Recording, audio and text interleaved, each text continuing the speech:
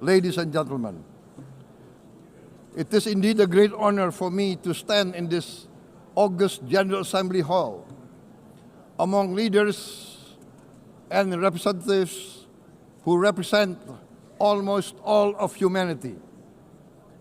We differ in race, religion, and nationality, yet we gather together today as one human family. We are here first and foremost as fellow human beings, each created equal, endowed with unalienable rights to life, liberty, and the pursuit of happiness. The words of the United Nations Declaration of Independence have inspired democratic movements across continents, including the French Revolution, the Russian Revolution, the Mexican Revolution, the Chinese Revolution, and Indonesia's own struggle and journey to freedom. It also gave birth to the Universal Declaration of Human Rights, adopted by the United Nations in 1948. All men are created equal was the creed that opened the way to unprecedented global prosperity and dignity. And yet, in our own era of scientific and technological triumphs, an era capable of ending hunger, poverty, and environmental ruin, we also continue to face today grave dangers, challenges, and uncertainties. Human folly, fueled by fear, racism, hatred, oppression, and apartheid, threatens our common future. My country knows this pain. For centuries, Indonesians lived under colonial domination, oppression, and slavery. We were treated less than dogs in our own homeland. We Indonesians know what it means to be denied justice and what it means to live in apartheid, to live in poverty, and to be denied equal opportunity. We also knew what solidarity can do in our struggle for independence, in our fight to overcome hunger, disease, and poverty. The United Nations stood with Indonesia and gave us vital assistance. Decisions made here based on human solidarity by the Security Council and this Assembly gave Indonesia independence, international legitimacy, opened doors, and supported our early development through the efforts of the United Nations Children Fund, the United Nations Food and Agriculture Organization, the FAO, the World Health Organization, and many, many other United Nations institutions.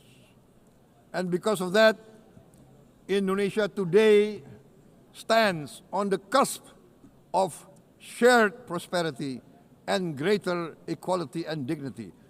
Madam President, Excellencies, our world today is driven by conflict, injustice, and deepening uncertainty. Every day we witness suffering, genocide, and blatant disregard for international law and human decency. In the face of these challenges, we must not give up. As the United Nations Secretary General said, we cannot give up. We cannot surrender our hopes or our ideals. We must draw closer, not drift apart. Together we must strive to achieve our hopes, our dreams. The United Nations was born from the ashes of the Second World War that claimed scores of millions of lives. It was created to secure peace, security, justice, and freedom for all. We remain committed to internationalism, to multilateralism, and to every effort that strengthens this great institution. Today, Indonesia is nearer than ever before to meeting the Sustainable Development Goals of ending extreme poverty and hunger. Because years ago, this very chamber chose to listen and uphold social and economic justice. We will never forget. And today, we must never be silent while Palestinians are denied that same justice and legitimacy in this very hall.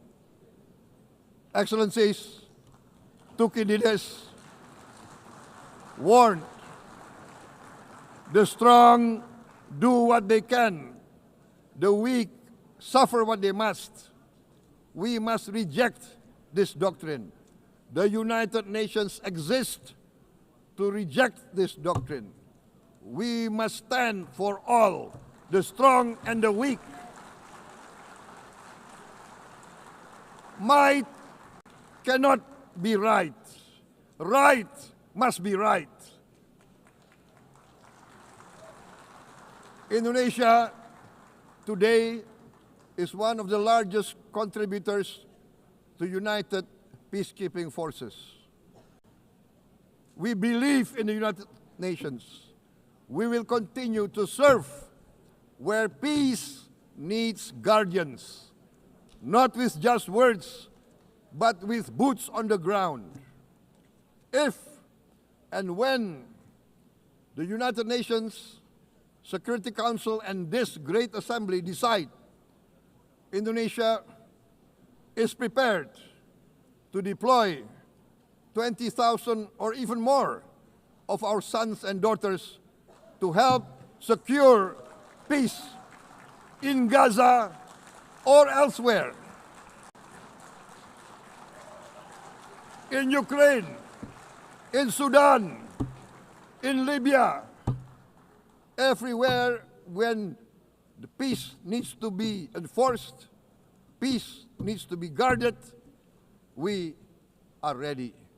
We will take our share of the burden, not only with our sons and daughters, we are also willing to contribute financially to support the great mission to achieve peace by the United Nations. Madam President, Excellencies, I propose to this Assembly a message of hope and optimism, grounded in action and execution. Today, we heard the speech of Madam President, the President of the United Nations General Assembly. Yes, it is true what she said.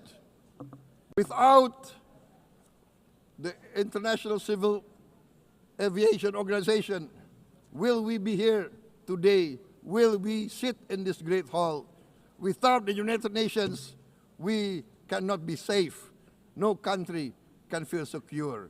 We need the United Nations, and Indonesia will continue to support the United Nations, even though we still struggle, but we know the world needs a strong United Nations. The world's population is growing. Our planet is under strain.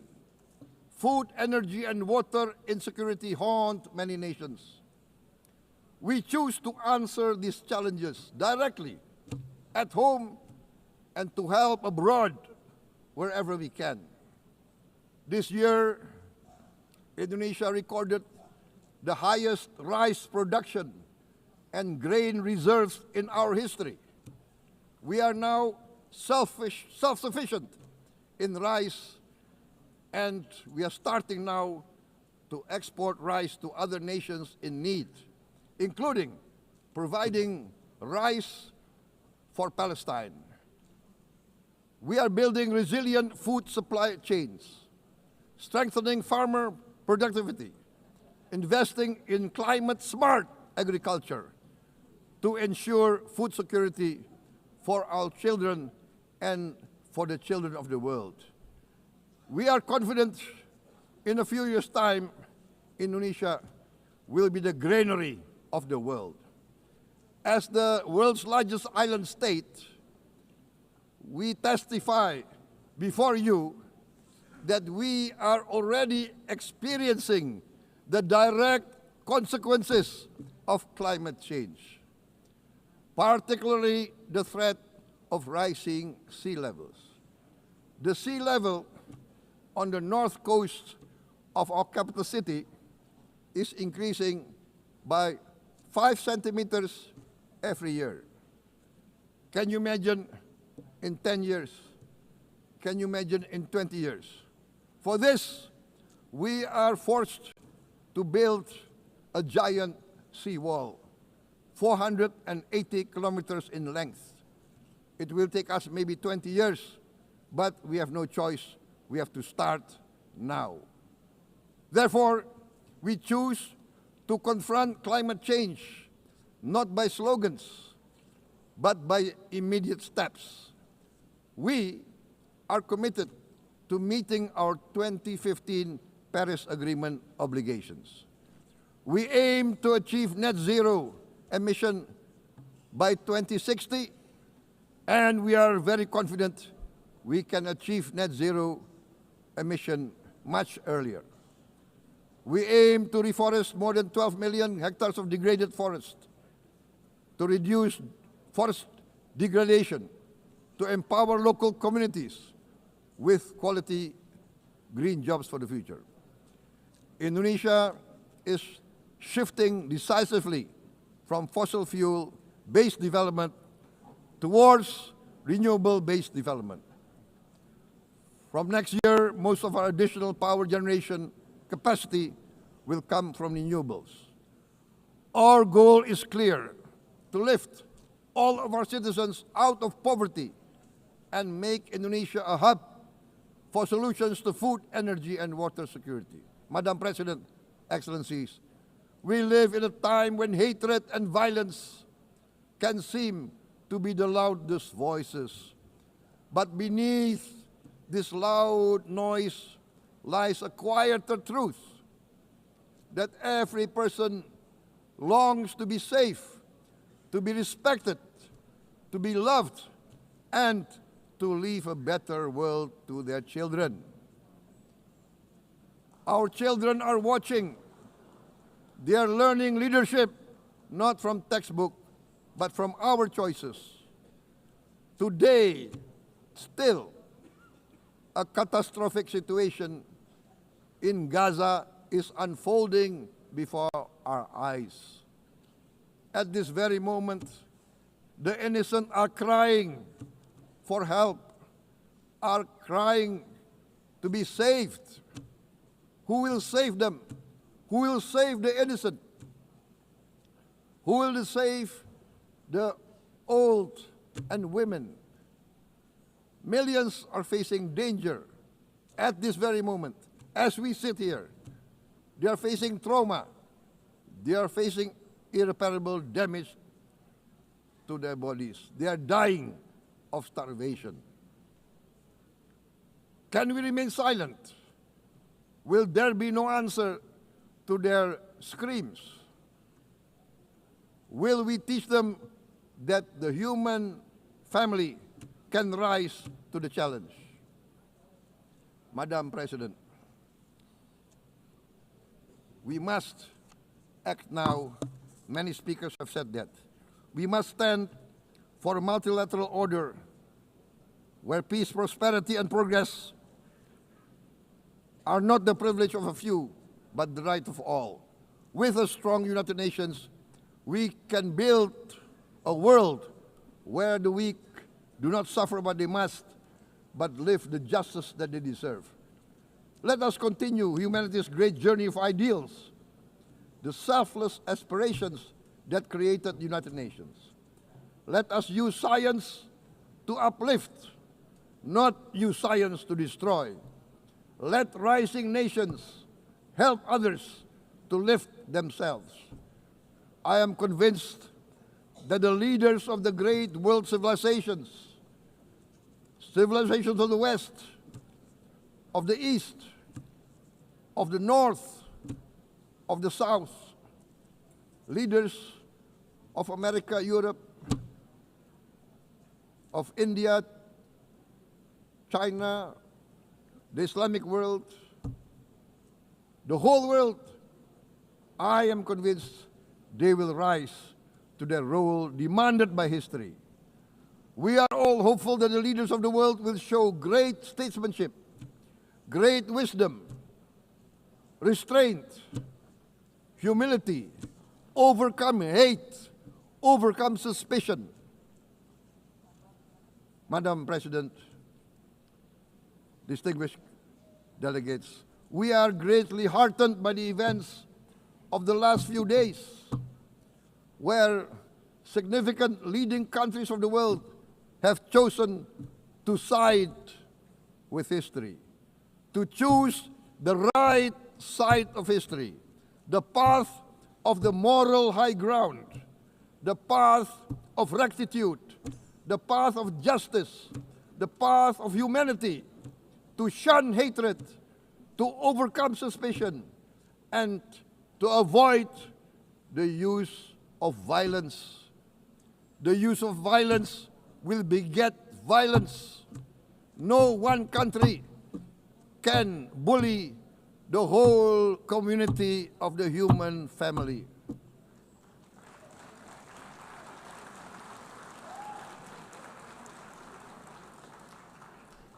We may be weak individually, but the sense of oppression, the sense of injustice has proven in the history of mankind that this sense of injustice, this sense of oppression will unite into a strong force that will overcome this oppression, that will overcome this injustice. To close, I would like to reiterate again Indonesia's complete support for the two-state solution in Palestine. We must have an independent Palestine, but we must also recognize, we must also respect, and we must also guarantee the safety and security of Israel. Only then we can have real peace, and no longer hate and no longer suspicion. The only solution is this two-state solution. Two descendants of Abraham must live in reconciliation, peace, and harmony. Arabs, Jews, Muslims, Christians, Hindus, Buddhists, all religions, we must live as one human family. Indonesia is committed to being part of making this vision a reality. Is this a dream? Maybe, but this is the beautiful dream that we must work together towards. Let us work towards this noble goal.